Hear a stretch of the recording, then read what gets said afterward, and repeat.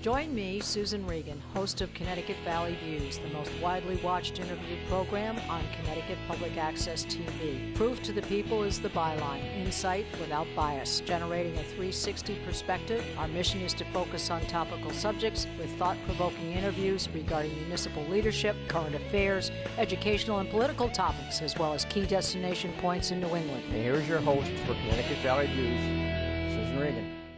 Hello, and thank you for joining me today.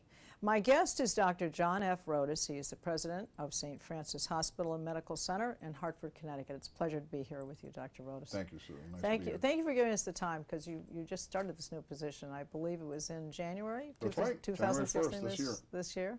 Well, you have a very expansive background. You've served a lot of posts in St. Francis and other medical centers and other capacities. Tell us a little bit about your career path, as it were. Sure. Well, I'm from New York originally, but I first came to Connecticut in 1985, actually to St. Francis as a fellow in maternal fetal medicine, high-risk obstetrics. And the fellowship was at University of Connecticut, 2-year fellowship. 6 months was here at St. Francis, 6 months at Hartford Hospital, and then the second full year at UConn. And so this was my first experience. Was in Connecticut. It was right here 30 years ago. I stayed on after my fellowship at UConn for 17 years, worked my way up the academic ladder there to a full professor. I was very involved in teaching and research, ran the residency program at UConn in OBGYN, and then was offered an opportunity at Stamford Hospital in Fairfield County as a chair of the department. That was a great opportunity for me personally. It was a step up, and I got to try my skills in management and leadership, and commuted to Stamford for 10 years from Farmington, which was quite an ordeal in itself. Each job is a new challenge, isn't it? It gives you a chance to stretch and learn more things. And no doubt about it. I didn't know if I could do it, and I wasn't sure, and I even told them that, and they said, we think you could do it, and I said, okay, I'll give it a shot, and did it, and actually it was seemingly more successful than I had anticipated. So after 2 years as a chairman, they asked me to become a chief medical officer and a senior vice president, and that was really a career change for me, because now I was moving much less or much more from the clinical arena and the teaching to really administration, and not a job that was ever on my radar screen. Right. A lot of times people say, I don't want to get out of that capacity, I want to be more hands-on, but you took that challenge on. And well, that was one of the challenges, actually, is, giving up direct their patient practice, care and teaching. Those were really my passions, and I think they still are in many ways my passions. But on the other hand, as you point out, it was an opportunity to try a new skill and hopefully contribute in a different way and perhaps broader way. So I did that for 8 more years, and then and it was a great experience for me. I learned a tremendous amount given that opportunity. What do you think the greatest thing you learned was? Well, I mean, what if you could pick something out? Was it managing a team? Was it giving? Yeah, I think it's building a team, recruiting a team, and inspiring a team. It's less hands-on, and you have to lead through inspiration and motivation, and as opposed to doing it yourself. I was more of a do-it-yourself kind of guy. Yes. So for me, that was a challenge. I would say the second part of it is when you take on those senior leadership positions, and this is another one. You have to think differently than the short-term. Obstetricians think in pretty short-term, 9 months or less. If you do high-risk pregnancies, it's even less than that. Yes. But you need to start thinking strategically on a 10, 15, 20, 25-year timeline. And that's an adjustment. Yes, that's true. Yeah. So anyway, after 10 years in Fairfield County, I got a call from St. Francis by Chris Dadlis, the CEO. He took me to lunch, wanted me to get him on his team here, and he offered me a position as chair of the department, which was a job I had loved when I had it before, and I jumped at the opportunity to come back to St. Francis. So you've gone full circle now. Full circle. Full circle. Well, speaking of Mr. Dadles, he's moved on to his new post with Trinity Health of New England. But I think the thing about your appointment is that in the 118-year history of St. Francis, you're the first actual doctor to take the post. Yep. True. Do you think that was to bring a different perspective on things, and if so, do you see it from a different mountain, as it were? Do you think you're looking at things differently than someone who did not have the doctor experience? Let's call it the doctor career experience. Yeah, well, first of all, I think it certainly was an honor to be asked, for sure. And actually, I didn't even realize that I was the first physician in 118 years to be the president of the Seems a little hospital. strange, doesn't it? It seems strange to never have had Yeah, one before. right. And then it's felt a little stranger to be Yes. the first one, to be Yeah. honest with you. But I think it's a great, obviously it's a great opportunity. I think, healthcare has changed over the last few decades. We had physician leaders, back 50 years ago, but they weren't really good business people. And they weren't the best in managing the finances of a hospital, which can be challenging. True. And then we moved, I think, for several decades of more MBA type business leaders. And they were excellent on the financial side, but didn't necessarily have the clinical touch. Yes. So I'd like to think I could bring both to the table, because I have in the meantime not only had leadership roles in administration, but I got an MBA at the same time right here at Hartford at RPI. So I'd like to think I could use that education and the actual skills I've had over time that I've developed and to put it to best use in running their Well, you organization. talked about team building, and I think team building comes from actually having been there, done that. So you can have some empathy for the doctors that are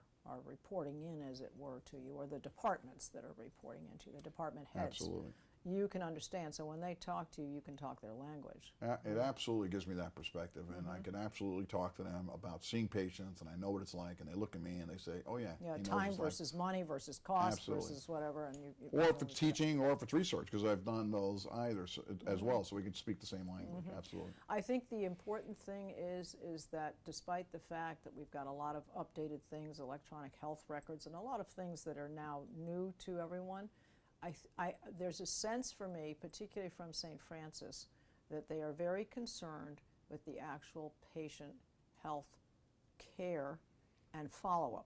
And that's something that St. Francis, I think, is very honed in on. So it's not just a matter of keeping the records on the patient, getting enough doctors in, getting enough consultation. You're actually talking to the person and treating them not as a number, not as the third cancer patient they've had this week, but as a person. Right, absolutely, and that is a point I've actually been in my first few months. I've been passionate about the patient experience, access to care for our patients, and making sure they have a good experience. And it's not just the patient; it's the whole family and the referring physician. All need to be part of the positive experience. Well, the body doesn't get better if the mind's not happy. So true. No. All right, let's talk about Trinity Health, since that's there. Tell us about now how this all works. Where do they come into the picture? This association, this merger, if you will, or this parent company takeover. How's that all working? Well, there's undoubtedly been a tremendous amount of mergers and acquisition in the healthcare industry in the last couple of decades. When I first came to Connecticut 30 years ago, there were 31 acute care hospitals. Each town had one, and there really was no consolidation. Now you look and you see several larger systems. And that's going on at the national level as well. So Trinity is now a 91 hospital organization in 21 different states, $16 billion in annual revenues.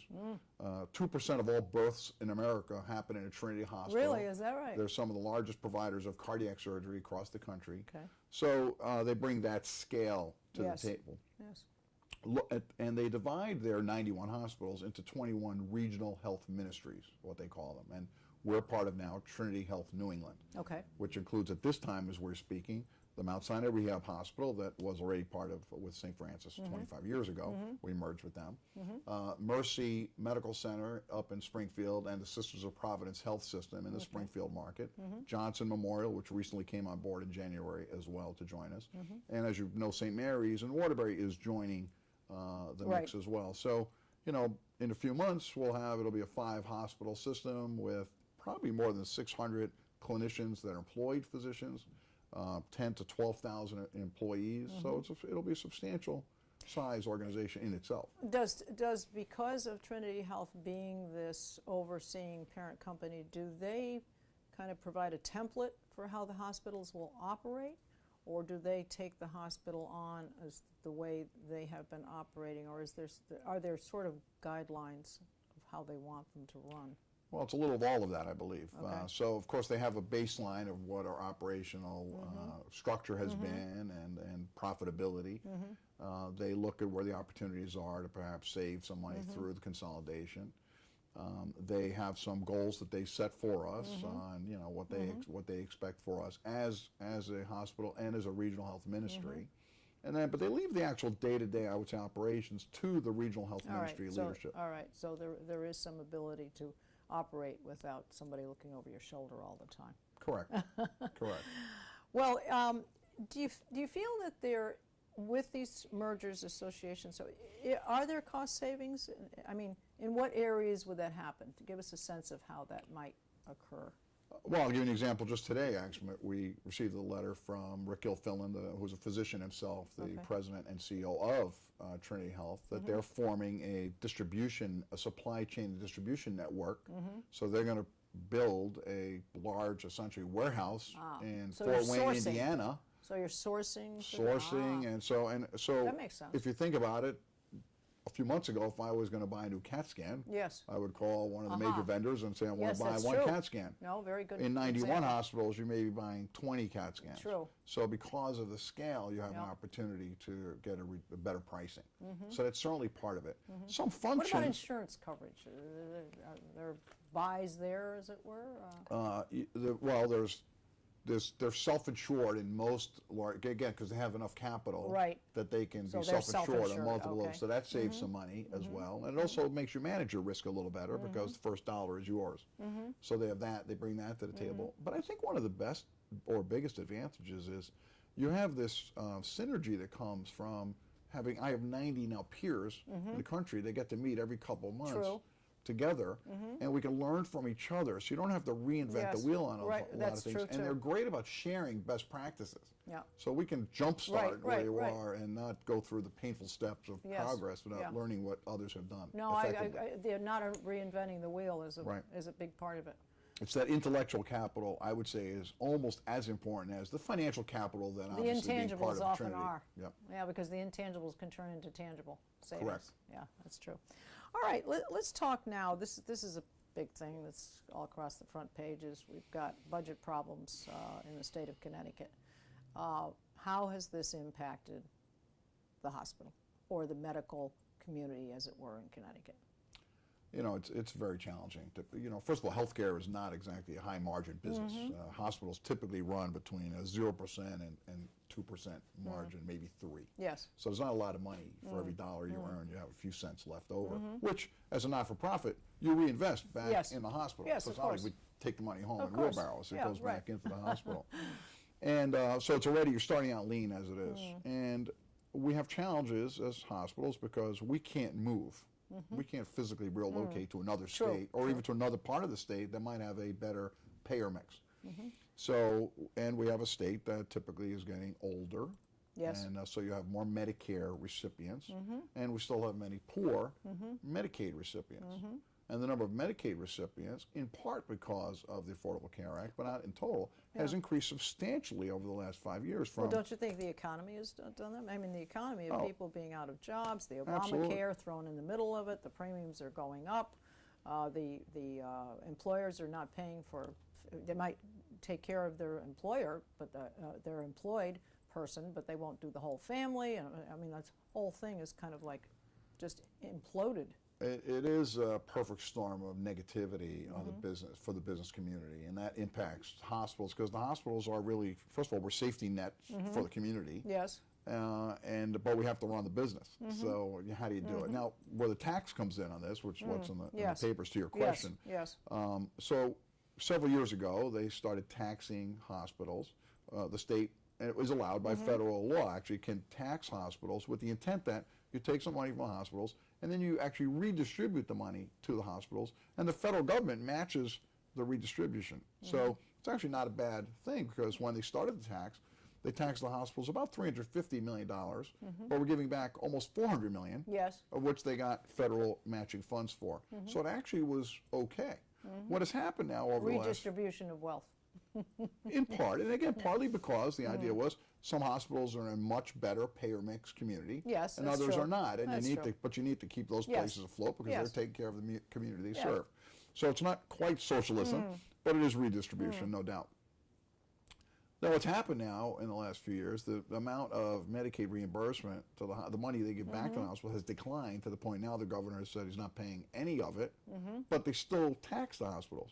Now, that has two impacts. Number one is we're not getting the money for patients for the care we've rendered. This was not a gift. We've rendered the care to these Medicaid patients whose numbers have increased. And as it was, the amount we got back didn't cover the cost of care. It actually covered less than half of the cost of care. Medicare covered about 83 cents on the dollar of the care we provided. So neither Medicare nor Medicaid cover the cost, but now they've taken away that money. At the same time, the number of recipients have gone up. So once again, I look to and say, how am I supposed to run the business? And at the same time, unlike other businesses where you can close down some things, what am I supposed to close down? Yeah. When I was in cardiology department? When I was in business school, I was in school with some engineers. Yes. And they said, well, why don't you just stop the third shift? Yeah, right. I said, third shift? Well, if you come here with a heart attack at 2 in the morning, I can't do you. You want to have people there to take care of you. You want to have EKG technicians. You want to have cardiologists available. You want to have a cath lab. And I have to have people to do that. So we don't have the luxury of shutting down businesses. And even if we did, we can't shut them down because of the regulatory environment. We have to file a certificate of need to discontinue a service. So you can't win. You know what else I see too is that you have people who not only put off health care for themselves because they can't afford the insurance or whatever, and they don't go to the doctor. They got a funny feeling, but they don't want to really do anything about it because it's going to cost me money, and I don't have out-of-pocket money to spend on, and so forth. So you've got those people, and then if you can't provide the care that they need to get them better, then they get worse, which now is going to be more costly down the road because you didn't fix it when you had an opportunity. I mean, there are a lot of things that people don't think about that get into this thing, and when you have more people, as you said, they're getting older, that's number one. Number two, they may not be eating as well, that contributes to bad health. They can't go to the dentist because that costs too much, and not having your teeth fixed makes you not eat very well. You've got a lot of things that are going on in the mix, and you're ending up with a lot of people that if all of these things could have been taken care of, could have preventative medicine, as it were. And I'm very passionate about prevention. I'd love not to have a hospital except for taking care of acute care things that require hospitalizations and surgeries. Unfortunately, that has not been the emphasis over time, and now things like this, these cuts, really preclude us from doing those things because right now you don't get really reimbursed for those things. We still get reimbursed for taking care of acute care episodes of care, and those things are going to be foregone as a result. But really, the impacts of this will disproportionately affect the poor and disenfranchised even further. There's no doubt about that. And it's not just hospitals. I mean, there's been cuts to federally qualified health centers, cuts for mental health. I don't know where these patients are supposed to go. I think your point's an excellent one. They're going to get sicker, and guess where? They're going to show up in the emergency department. But I have to still keep open 24/7 and care for them at a much higher cost because you really don't want to have to come to the emergency department unless you need to. Well, I think even with the Obamacare, there are preventative measures in there, visits to your doctor and so forth. If people took advantage of that would do a lot. I think when we think of preventative care, we think about it in your former line of work as being an OBGYN, that you do preventative care when you're going to have a baby and you're taking the right things and you're taking the supplements and whatever and watching your weight and so forth and so on. That's where we think about it, but people don't think enough about taking care of their general health, and that's what's so key to it. Well, along with this tax, what about the federal dollars? Are there issues there with what we're not doing right in the state to get federal dollars that we need? Well, by not paying the hospitals back the tax, the state forgoes federal matching funds. So that just seems silly to me. Why would you give up matching funds? So they give that away. And at the federal level, Medicare reimbursements are declining at the same time. And meanwhile, our costs, on the other hand, pharmaceutical costs, for example, continue to rise. So it's, my expenses go up and my revenue goes down. Something's got to give. Something's got to give. And it's not like I'm running Apple with a 30% operating margin. You're running a business with a 0 to 2% margin. Where do you? And you can't just close things down. And you need staff to take care of the patients. So actually, when you have a patient come in and they have no way to pay, you simply are responsible. You're responsible by law. Is that correct? To take care of them. Correct. We can't turn people away. We take care of them. I mean, I wouldn't anyway, because ethically and morally, that's the right thing to do. But we can't. Right. All right, let's talk a little different subject. Women's Choice Awards. Apparently, bariatrics, heart health, breast health is the only evidence-based designation that identifies the country's best healthcare constitutions. Has the hospital been awarded that? Yes, we have. We're very proud of that accomplishment because, as you say, the Women's Choice Awards are based on evidence. It's not something you kind of pay into and then you get the award. And in those areas, we have a lot of great programs in women's health. And again, I'm biased as an OBGYN and former chair of the department. But the bariatric program, as you pointed out, the breast program, and the women's heart program have all been Is that all part of the out. new center? Because you've got the new Women's Health Center? The Comprehensive Women's Health Center includes our relocation and in many ways an expansion of our breast center. So I have breast surgeons there, I have plastic surgeons there, all of the imaging required, including mammography, 3D tomosynthesis, the MRI is immediately adjacent to it, bone densitometry, all in that same location. We also have integrative medicine services in the same location. We have lactation consultants for breastfeeding moms. Okay. We have genetic counselors, so if you have a family member or you want to know your breast cancer risk yourself, you can come in and see a counselor, have your risk assessed. You might need some testing to find out if you're a BRCA gene carrier, and you have the whole team right there. So it's a beautiful It makes thing. it comfortable for women because women are pretty used to taking care of their bodies, but I think they feel a certain personal thing about having to move from one area of the hospital to go to another area. When they could stay all in one place, they feel more at home, more comfortable, Right. makes it easier on them. And again, you know, feeling good about that is what helps to get you better, if that's what you need to I be. think it's Yeah. very important. And there's for, continuity. There's yeah. continuity to the Right. process, as it were. So, and it's also a healing, nurturing environment, and there's a lot to be said for that. The environment of care you're in, as well as feeling the care is being coordinated, to your point, and not having to travel. All of those go. Yeah. And we really have focused on the environment and the comfort. The robes. Yes, if yes, you haven't, yes. It's people almost want to take them spa-like. home. They Yeah, there's really, a spa-like they thing to it. rave about the robes, Yeah, and we really, but more importantly, and I'm particularly sensitive to this. You know, I have 3 daughters, as we talked about earlier, and I have 2 sisters and a wife. Oh, and, yeah. and, you know, if, Well, if someone has yeah. a lump on their breast, Yes. you know, you don't want to have to wait weeks to get in to see somebody, and then weeks more to find out if you have Oh, it's so cancer. debilitating waiting for the word, waiting for It the, makes you, the it phone makes call. people crazy, and it's not right. So we commit to people. If you come in for a screening mammogram, you go home that same day with a report, with an answer. The doctor Right. tells right then and there everything's fine or not. If there's a problem, we can get you in, seen, biopsy results within a week, and that's a commitment we make to patients. So then And it makes obviously it whatever quicker, they need, they can get cared and for. it's quicker to what you need to do next too, instead of Right. waiting weeks and having things progress. Absolutely. And And then we've partnered with our Smilo Cancer Hospital, as you know, as well, which is just across the street now in our cancer center. And that also allows us to provide state-of-the-art care of any type, including any clinical trials, to our patients. And we also have added, adjacent to the Comprehensive Women's Health Center, an infusion center for women with cancer who are getting chemotherapy so that they can be in a room with just other women. And Yeah, we're that's finding that they love that. I mean, Yes, who they can wants- talk nobody about- loves getting chemotherapy, Right. but to be with another woman That's who's in right. a similar situation, it really has made it a better yeah. environment. Oh no, of course there is there's a feeling of sisterhood, I think they usually call it. So There you go. That's very good.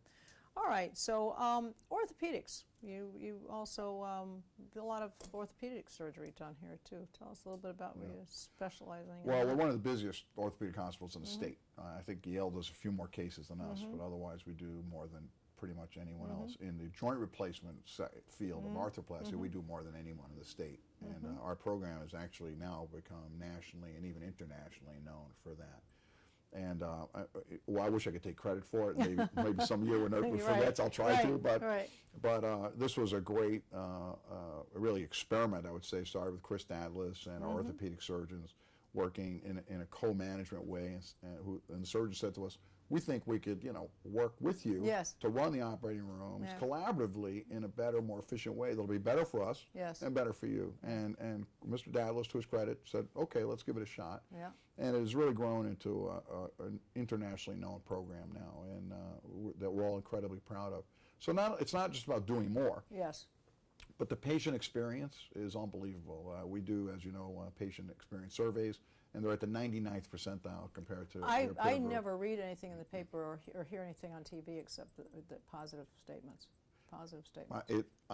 Neither do I. And not only do we have a great patient experience, because we do it in such a uniform way, we've been able to control the costs very well. So we actually do it less expensively Well, and and more better. experience in that particular field, Exactly. specialization. The more Exactly. experience you have, the better you get at your job. I Well, I was going to say, we've Yeah, go ahead. expanded it now to beyond arthroplasty. We've done the similar thing now with our spine surgeons, where we have orthopedic surgeons and neurosurgeons working side by side together in the same patient to optimize the outcome, which is unusual in a lot of places. In many places, they won't be in the same room at Right, the same time. right. Same thing with our sports medicine physicians, our trauma program, our hand surgeons. So we really have a foot and ankle surgeons. We have a great comprehensive department here that, you know, I'm exceptionally proud of. You know what it reminds me? It reminds me of if you're a great women's basketball player in high school, the place you want to go is to UConn. So you must be drawing some of the best talent in the United States or even internationally. Is that true? Because you are so well known for all of these specialties and how well you do them. I mean, do you get your sort of pick of the litter, as you might both say? physicians, with the physicians we have are some of the best around, but also we're getting patients now from all over. As a matter of fact, of 2 course weeks you were. ago I visited a patient who was a hospital president from Florida. Yes. Now, hospital presidents tend to know where Yeah, to go, right, and right. if we don't, we could find out pretty Right, quickly. right. And I visited him. I said, "How'd you get here?" Yeah. And he was from a pretty big hospital system in Florida, and Yeah. he told me he had a special problem. He told somebody in New York, and they said, "Well, really, the best place to go for that problem is Yeah. to CGRI." Right. So there you go. Well, I think also too the extenuating things is that if you need lab tests and things, as you said, all of these things, I think, making them so easy for the patient to be able to follow up. You don't have to leave here and go across town to get the lab test thing. You can have it all done there. All the synergies that you've put together, that's why I was asking early on when I said, is there a template, is there something? But it seems as though St. Francis may be a template for other hospitals by virtue of the 118 years of being, Right. quote unquote, in the business. Oh, I'd like to think we lead the way, and also the electronic medical record, you know, is tie into that. St. Francis was way ahead of the curve on electronic medical records, and that helps really. So the communication gets to be shared Yes. amongst all the stakeholders, and, Yeah. and so the care could be coordinated in a much better way. So the X-rays you point out, the images, the lab tests, are all in one record. And our physician hospital organization that has 1,000 providers in it now, virtually all of them are on an electronic medical record, way ahead of the national average. Well, I've talked about this before in some of my talks, and actually with Christopher Dedalus, is that we want to emphasize the fact that although people sometimes are concerned that so many people can actually get into the records, one of the biggest benefits is the patient can get into their own records. Correct. And be able to my stay chart. on top, and if they have any questions or if they feel that there's something that's been misquoted, misdone in the thing, they can go back and question it. And it's very important that the patient can actually, because sometimes during whatever happens, you forget, what was it the doctor told me about whatever, I can't remember, and you can look back and you can see all of it, and I think that's important. So you have a switch off there. Can other people get into? Yes. One would hope that they are going to be watched over and monitored as to who is viewing these records and what they do with the information. But by the same token, it's opened up a whole new world because patients usually didn't have this Absolutely. available to them. I Nope. mean, they have the scribbles in a file somewhere with a doctor that one Right. couldn't read. Right. So the last thing I'd just like to mention is you have a very important program here, corporators. And corporators are kind of liaisons for the hospital. Is that correct? Oh, I think so. I think there probably was a time when the corporator had a more formal role, but I actually see them exactly as you said, almost ambassadors to the ambassadors hospital. to the I agree. community. And I think this is because they bring a lot of things to the hospital too. Sometimes there are connections they can make.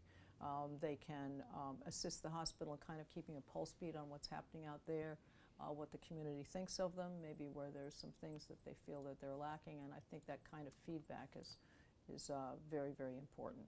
Oh, I couldn't agree more. They're both, I would call it, in neurology terms, afferent and efferent limbs. You know, they could be the pulse of the community, Yes. to your point, which I can hear from. Yes. But also, when we have things we want to expound upon, they can be our ambassadors. Right. To that. Well, we've quickly covered everything. I think it's been a very interesting interview. We appreciate your time for that. I'm just going to give the website for St. Francis is www.stfranciscare.org. And I'd like to remind you that you can see us on Facebook and you can see all of our programs at www.ctvalleyviews.com. This is Susan Regan.